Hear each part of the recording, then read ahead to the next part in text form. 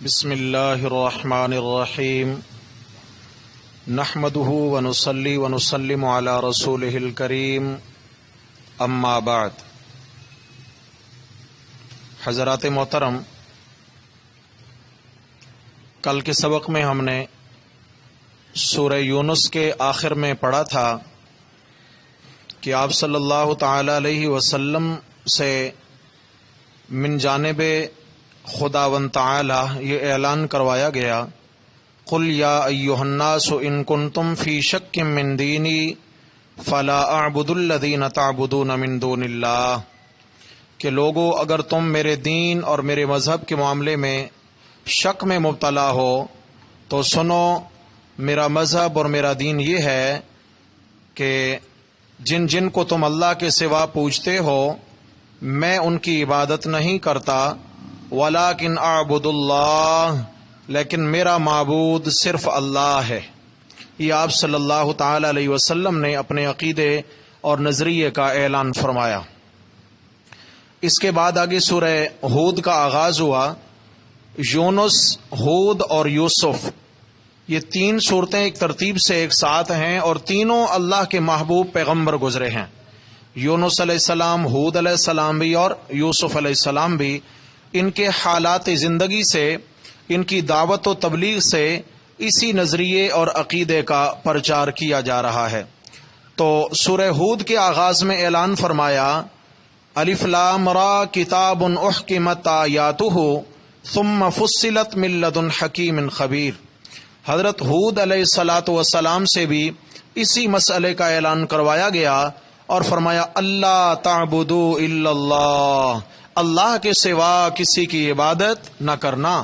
یہ کلمہ جو ہے نا لا الہ الا اللہ، اس کا یہ سارا مفہوم یہ صورتیں بیان کر رہی ہیں۔ لا الہ الا اللہ ایمان اور اسلام کی چونکہ بنیاد ہے، تو یہاں پر یہ بات بیان کر کے فرمایا اس صورت کے اندر اللہ رب العزت نے آگے آیت نمبر 13 اور 14 کے اندر کہ سورہ یونس میں فرمایا تھا کہ لوگ کہتے ہیں ائت بقرآن غیر ھذا او بدل ہو، کہ یہ قرآن واپس لے جائیے، کوئی دوسرا قرآن لے آئیے جس کے اندر ہمارے معبودوں کی عبادت سے منع نہ کیا گیا ہو۔ تو فرمایا قرآن مجید کی روح ہی لا الہ الا اللہ ہے۔ تو یہ آیت نمبر 12 اور آیت نمبر 13 کے اندر، آیت نمبر 13 اور 14 کے اندر فرمایا ام یقولون افترا، میرے پیغمبر یہ لوگ کہتے ہیں کہ قرآن اس پیغمبر کریم صلی اللہ علیہ وسلم نے خود بنا لیا ہے، یعنی یہ اللہ کی وحی کے معاملے میں مشکوک ہیں۔ قل، ان کو چیلنج دیجئے، فأتوا بعشر صور مثلہ مفتریات، اگر تم اپنے اس دعویٰ میں سچے ہو تو تم بھی اس جیسی چھوٹی چھوٹی کوئی 10 صورتیں تو بنا کر لے آؤ، سارے مل جاؤ اور اس جیسی 10 صورتیں بنا کر لے آؤ۔ یہ مسئلہ بیان فرمایا۔ آگے فرمایا فَإِن لَّمْ يَسْتَجِيبُوا لَكُمْ، اے ایمان والو اگر کفار کی جانب سے تمہارے اس چیلنج کا جواب نہ آئے تو فَاعْلَمُوا، پھر ایمان والو تم یقین رکھو، انما انزل بعلم اللہ، کہ یہ قرآن اللہ کی وحی کے ذریعے اترا ہے، یہ قرآن کسی کا بنایا ہوا نہیں ہے۔ اب ذرا جاگیے گا، قرآن آیا اللہ کی وحی سے، اور قرآن مجید کا مقصودی اعلان کیا ہے؟ فرمایا وَأَلَّا إِلَٰهَ إِلَّا هُوَ، قرآن مجید کا مقصودی اعلان کیا ہے؟ لا الہ الا اللہ، اللہ کی وحدانیت اور اللہ کو وحدہ لا شریک بیان کرتا ہے قرآن مجید۔ اس کے بعد آگے جو سورہ اعراف میں 5 قوموں کا تذکرہ ہوا تھا، پھر اس صورت کے اندر انہی 5 قوموں کا تذکرہ ہوا۔ حضرت نوح علیہ السلام کی قوم، حضرت ہود علیہ السلام کی قوم، حضرت صالح علیہ السلام کی قوم، شعیب علیہ السلام کی قوم اور لوط علیہ السلام کی قوم۔ ان کی تباہی اور بربادی کے مناظر قرآن نے بیان فرمائے۔ نوح علیہ السلام کی قوم کی تباہی کا تفصیلی قصہ اسی صورت کے اندر ہے۔ نوح علیہ السلام کا کشتی بنانا، پھر جناب آسمان سے پانی برسنا، زمین سے پانی کا نکلنا، اور پھر پانی کی موجوں کا جودی پہاڑ کی چوٹیوں تک پہنچ جانا، اور اللہ رب العزت کا نوح علیہ السلام کے اوپر ایمان لانے والوں کو نجات دینا، یہ تفصیلی قصہ اس میں بیان ہوا۔ اس کے بعد حضرت نوح علیہ السلام کا پھر اعلان نبوت جو تھا، مقصودی اعلان کیا تھا؟ فرمایا قوم کو یہی مسئلہ سمجھاتے آئے، اللہ تعبدوا الا اللہ۔ دیکھیں نا، پھر وہی عبادت کا مسئلہ آ گیا کہ اللہ کے بندوں کا تعلق اللہ سے جوڑنا چاہتے ہیں اللہ کے پیغمبر۔ پھر آگے چلے تو حضرت ہود علیہ الصلوۃ والسلام کی قوم کا تذکرہ آیا۔ حضرت ہود علیہ الصلوۃ والسلام کی بھی یہی دعوت ہے، یا قوم اعبدوا اللہ ما لکم من الہ غیرہ، اے میری قوم اللہ ہی کی عبادت کرو اس لیے کہ اس کے سوا کوئی تمہارا معبود اور الہ نہیں ہے۔ حضرت ہود علیہ الصلوۃ والسلام کی قوم نے نہ مانا، نوح علیہ السلام کی قوم نے نہ مانا، پانی میں غرق کر دی گئی۔ ہود علیہ السلام کی قوم نے نہ مانا، اپنی طاقت پہ گھمنڈ اور ناز کیا، اللہ رب العزت نے ان کو بھی صفحہ ہستی سے مٹایا۔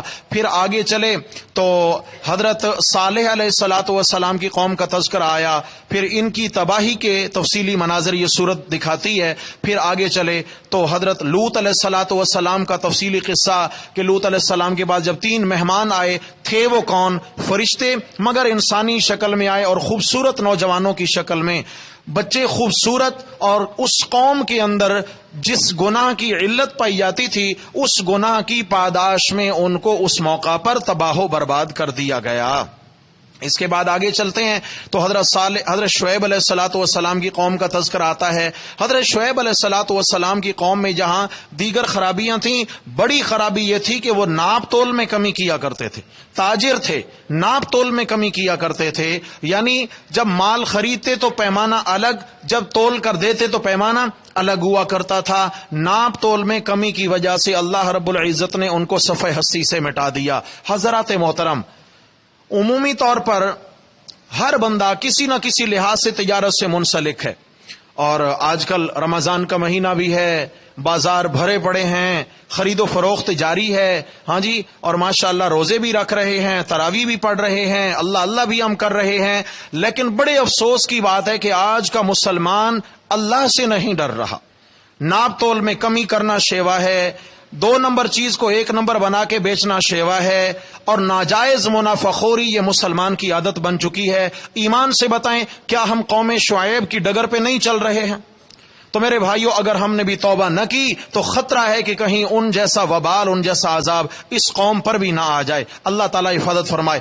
آگے چلے تو اس سورت کی آیت نمبر 52، آیت نمبر 61 اور آیت نمبر 80 کے اندر ایک ہی مسئلہ بیان ہوا، ایک ہی مسئلہ ہر پیغمبر نے اپنی قوم سے فرمایا، وَاسْتَغْفِرُوا رَبَّكُمْ، اسْتَغْفِرُوا رَبَّكُمْ، اپنے رب سے گناہ بخشوا لو، جیتے جی معافی مانگ لو، استغفار کر لو، اللہ تمہارے گناہ معاف فرما دیں گے۔ تو میرے بھائیوں، جتنا بڑا گناہ ہو اس کا علاج کیا ہے؟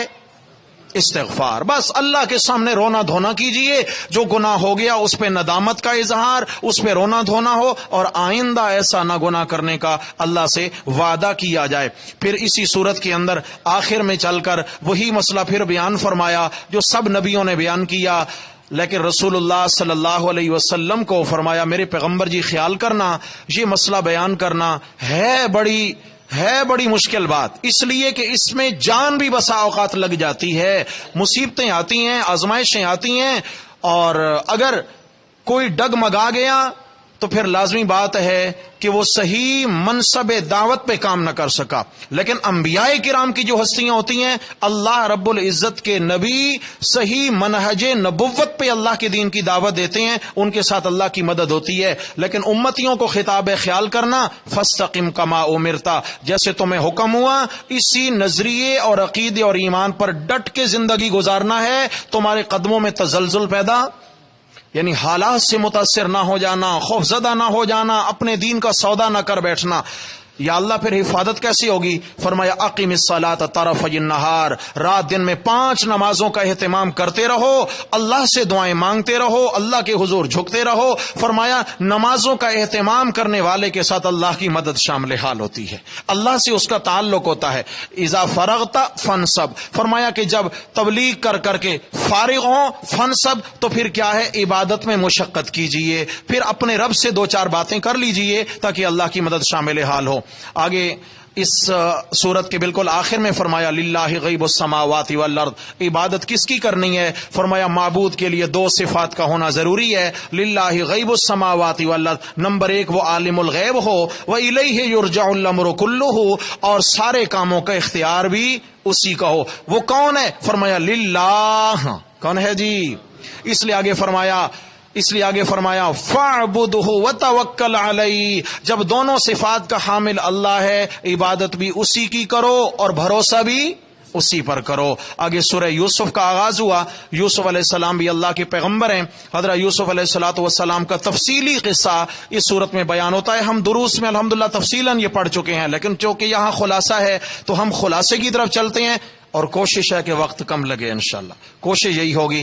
بہرحال آیات کو ٹچ کرتے کرتے کرتے کرتے بھی آیتوں پہ نظر پڑتی ہے تو بات سے بات نکلتی ہے، لیکن کوشش ہے انشاءاللہ مختصر ہوگا۔ تو خیر آگے چلتے ہیں۔ حضرت یوسف علیہ السلام بھی اللہ کے برگزیدہ پیغمبر ہیں۔ جو مسئلہ یونس علیہ السلام نے اپنی قوم کے سامنے بیان کیا، جو مسئلہ نوح علیہ السلام نے اپنی قوم کو سنایا، ہود علیہ السلام نے، صالح علیہ السلام نے، شعیب علیہ السلام نے، لوط علیہ السلام نے اپنی اپنی قوموں کو سنایا، اور انہوں نے نہ مانا تو تباہ و برباد ہوئے۔ حضرت یوسف علیہ السلام نے جیل کی کال کوٹڑی میں 2 قیدیوں کو بھی یہی اللہ کی توحید کا مسئلہ سنایا۔ فرمایا یا صاحبہ یہ سجن، 2 قیدی تعبیر پوچھنے آئے ہیں خواب کی کہ حضرت ہمیں تعبیر بتائیے۔ ایک کہتا ہے میں نے سر پہ روٹیوں کا ٹوکرا اٹھا رکھا ہے، ایک باورچی ہے بادشاہ کا اور ایک ساقی ہے بادشاہ کا، کسی غداری کے جرم میں جیل میں ڈال دیے گئے۔ ایک کہتا ہے کہ میں نے سر پہ روٹیوں کا ٹوکرا اٹھا رکھا ہے، اوپر سے پرندے نوچ نوچ کے کھا رہے ہیں۔ دوسرا کہتا ہے کہ میں انگوروں کا رس نچوڑ کر بادشاہ کو خواب میں پلاتا ہوں۔ نبئنا بتأویلہ، ہمارے خواب کی تعبیر بتائیے۔ اللہ کے پیغمبر نے فرمایا کہ تعبیر بعد میں بتلاؤں گا، پہلے اللہ کی توحید بھری تقریر سناؤں گا۔ معلوم یہ ہوا کہ سارے کام بعد میں، اللہ کے دین کی دعوت پہلے ہے۔ اللہ یعنی دنیا کے اعتبار سے خیر خواہی جتنا بھی کر لیں حق ادا نہیں ہوگا جب تک کسی کی آخرت کی خیر خواہی نہ کی جائے۔ آخرت کی خیر خواہی اصل خیر خواہی ہے۔ کیا فرمایا یا صاحب السجن، اے میرے جیل کے 2 ساتھیو، ارباب متفرقون خیر، کیا کئی سارے رب جدا جدا بہتر ہیں، ام اللہ الواحد القہار، یا اکیلا اللہ جو سب پہ غالب ہے وہی بہتر ہے۔ عرض کیا تھا نا سورہ انعام سے مسئلہ ربوبیت چلے گا سورہ بنی اسرائیل کے آخر تک۔ ارباب متفرقون، کیا کئی سارے رب، کئی سارے مشکل کشا، ادھر سے ہوتا ہے ادھر سے ہوتا ہے، یہاں سے ہوتا ہے وہاں سے ہوتا ہے۔ فرمایا سوچ کر بتاؤ کہ مختلف جگہوں سے ہوتا ہے یا ایک اللہ کے در سے ہوتا ہے۔ یہ حضرت یوسف علیہ السلام نے ان کو دین کی دعوت دی ہے۔ پھر آگے چلے تو جناب من حضرت یوسف علیہ السلام پر آنے والی آزمائشیں۔ حضرت یوسف علیہ السلام نے بے گناہی میں 18 سال جیل کاٹی ہے۔ حضرت یعقوب علیہ السلام جتنا اللہ سے تعلق زیادہ ہوگا اتنا آزمائشیں زیادہ آئیں گی۔ یعقوب علیہ السلام نے اپنے بیٹے کی جدائی میں 40 سال تک آنسو بہائے ہیں، اور بیٹے کی جدائی میں رو رو کے نابینا ہو گئے۔ اس سورت کا اختتام ہوا۔ آگے سورہ رعد آئی۔ رعد کہتے ہیں ایک فرشتے کا نام ہے، وہ فرشتہ جو بادلوں پہ متعین ہے، اس کے نیچے ایک بڑی فوج ہے جو بادلوں کو ادھر سے ادھر لے کے جاتے ہیں فضاؤں میں، لیکن ان کا جو نگران اور بڑا فرشتہ ہے وہ کون ہے؟ رعد۔ رعد فرشتے کا بھی نظریہ بیان فرمایا جو مسئلہ، جو نظریہ انبیاء علیہ الصلوۃ والسلام کا، وہی نظریہ رعد فرشتے کا۔ وہ نظریہ اور ایمان کس کا ہے؟ رعد فرشتے کا۔ سورہ رعد کی آیت نمبر 13 میں فرمایا وَيُسَبِّحُ الرَّعْدُ بِحَمْدِهِ وَالْمَلَائِكَةُ مِنْ خِيفَتِهِ، رعد فرشتہ بھی اللہ کی تسبیح اور حمد بیان کرتا ہے۔ ہاں جی، اللہ کو وحدہ لا شریک بیان کرتا ہے۔ علماء نے لکھا ہے کہ یہ جو بادلوں کی دھن گرج کی آواز پیدا ہوتی ہے، حقیقت میں یہ رعد فرشتے کی اللہ کی تسبیح کرنے کی آواز ہے۔ فی الحقیقت یہ اللہ کی تسبیح بیان کرتا ہے، اللہ تعالیٰ کا ذکر کرتا ہے یہ فرشتہ، اور یہ دھن گرج کی آواز پیدا ہوتی ہے۔ والملائکۃ من خیفتی، سارے فرشتے اللہ سے خوف زدہ ہیں، ڈرتے ہیں۔ اتنی بڑی مخلوق ہو کر اللہ سے ڈرے، اور انسان کون ہے جو اپنے رب سے نہ ڈرے؟ انسان کو بھی اللہ کی نافرمانی کے معاملے میں ڈرنا چاہیے۔ اس سورت کی آیت نمبر 14 کے اندر اس مسئلے کو، اللہ کی پکار کے مسئلے کو، اللہ کی توحید کے مسئلے کو ایک مثال سے بیان کیا۔ مثال سنی اور چھٹی۔ مثال کیا ہے جی؟ فرمایا لہو دعوت الحق۔ جب یہ سارے دلائل سے مسئلہ ثابت ہو گیا کہ عبادت کے لائق صرف کون ہے؟ اللہ ہی ہے، تو فرمایا لہو دعوت الحق، پھر سچی پکار بھی صرف اسی اللہ کی ہے۔ یعنی اللہ کے سوا جس کی پکار ہے وہ سچی نہیں ہے. مشکل حالات میں اگر پکارنا ہے تو اللہ ہی کی ذات کو پکاریے. لیکن جن کو یہ لوگ پکارتے ہیں اللہ کے سوا، ان کی مثال والذین یدعون من دونی، اور جن کو وہ پکارتے ہیں اللہ کے سوا، جن کو، کن کو؟ اللہ کو چھوڑ کر جن ہستیوں کو پکارتے ہیں اللہ کے سوا، ان سب کی یہی مثال ہے. لا یستجیبون لہم بشیء، وہ ذرہ بھر بھی ان کو جواب نہیں دے سکتے، ذرہ بھر بھی ان کی مشکل کشائی نہیں کر سکتے، ذرہ بھر بھی ان کے کام نہیں آ سکتے. الا کباسط کفیہ الی الماء، ہاں مگر اس کی مثال ہے اس شخص والی جو دونوں ہتھیلیاں پھیلانے والا ہے پانی کی جانب، لیبلغ فاؤ، تاکہ پانی اس کے منہ میں پہنچ جائے. وما ہوا ببالغی، حالانکہ پانی اس کے منہ میں یوں پہنچ سکتا. سمجھیے مثال کیا ہے. ایک پیاسا بندہ، پیاس سے نڈھال بندہ ریگستان میں بھٹک رہا ہے، ابھی مرا اور ابھی مرا. اچانک چلتے چلتے جو ہے نا اس کو پانی کا کنواں دکھائی دے گیا کہ اس کا جو کلیجہ ہے وہ حلق کو آ رہا ہے، شدید پیاس کا عالم ہے. اب یہ کنویں پہ پہنچا تو اس کو پیاس کی شدت کی وجہ سے، گھبراہٹ کی وجہ سے ڈول اور رسی کا خیال نہیں آیا کہ یہ ذریعہ ہے پانی نکالنے کا. جھانک کے دیکھا، پانی دکھا تو اس نے دونوں ہاتھ پھیلا دیے اور پانی سے کہتا ہے آ پانی، آ پانی، آ پانی، میری پیاس بجھا پانی، آ پانی. کباسط کفیہ الی الماء لیبلغ فاہ، چاہتا ہے کہ میرے منہ میں پانی پہنچ جائے. قرآن کہتا ہے ما ہوا ببالغی، مرتا تو جائے گا مگر کبھی اس طرح پانی نہ اس کی سن سکتا ہے نہ اس کی مشکل پوری کر سکتا ہے. پیاس بجھائے گا یوں پانی آئے گا. میرے رب نے فرمایا اللہ جیتے جاگتے اللہ کو چھوڑ کر جو دوسروں کے در پہ جا کر اپنی مشکل بیان کرتے ہو اور ندائیں کرتے ہو، فرمایا ان کا حال بھی ایسا ہی ہے، ان کا حال بھی ایسا ہی ہے کہ ساری زندگی اگر مانگتے مانگتے تم مر جاؤ لیکن پھر بھی وہاں سے کوئی جواب آ سکتا، کوئی بھی تمہاری مشکل کشائی نہیں ہو سکتی. وما دعاء الکافرین الا فی ضلال، فرمایا کافروں کی پکار تو بالکل فضول ہے، بے فائدہ ہے، اس کا کوئی فائدہ نہیں ہے. آگے چل کر حق اور باطل کے درمیان ایک فرق بتایا. فرمایا حق ہمیشہ دبا ہوا دکھتا ہے، کم دکھتا ہے، اور باطل چھایا ہوا دکھتا ہے، ہلا گلا ہوگی ہر طرف. اس کی مثال ہے انزل من السماء ماء فسالت اودیۃ بقدرها فاحتمل السیل زبدا رابیا. فرمایا بارش برستی ہے، پانی کے نالے بہ پڑتے ہیں، نیچے پانی ہوتا ہے، اوپر خس و خاشاک ہوتا ہے، اوپر جھاگ ہوتی ہے. دیکھنے والا سمجھتے ہے ساری جھاگ ہی جھاگ ہے، اوپر کچرا ہی کچرا ہے، حالانکہ اوپر کچرا ہوتا ہے، نیچے صاف پانی ہوتا ہے. فرمایا تھوڑی سی دیر گزرے کچرا ہٹ جائے، صاف پانی نکل آتا ہے. فرمایا ایسا ہی ہوتا ہے کہ جب حق کی آواز لگتی ہے تو پھر باطل ابھر کے آتا ہے اور ظاہراً حق نظر نہیں آتا، لیکن حقیقت میں یہ باطل ختم ہو جائے گا لیکن حق نیچے سے نتھر کے سامنے آئے گا. حق کبھی دبنے والا نہیں ہے. اس لیے میرے بھائیوں پھر آگے چلتے اسی صورت کے اندر سارے دعوت کے انداز بیان فرمائے. سورہ یوسف کے آخر میں فرمایا تھا کہ میرے پیغمبر صلی اللہ علیہ وسلم اس سے بہتر بات کس کی ہو سکتی ہے جو اللہ کی جانب دعوت دے، یعنی اللہ کے دین کی جانب دعوت دے. تو چنانچہ یہاں پر بھی تمام انبیاء علیہ الصلوۃ والسلام کی دعوت ایک دعوت ہے اور ہر نبی چاہتا ہے کہ میری امت کامیاب ہو جائے. دعا ہے اللہ تبارک و تعالی ہم سب کو دنیا آخرت کی کامیابیوں سے مالا مال فرمائیں. اقول قولی ھذا استغفر اللہ واتوب.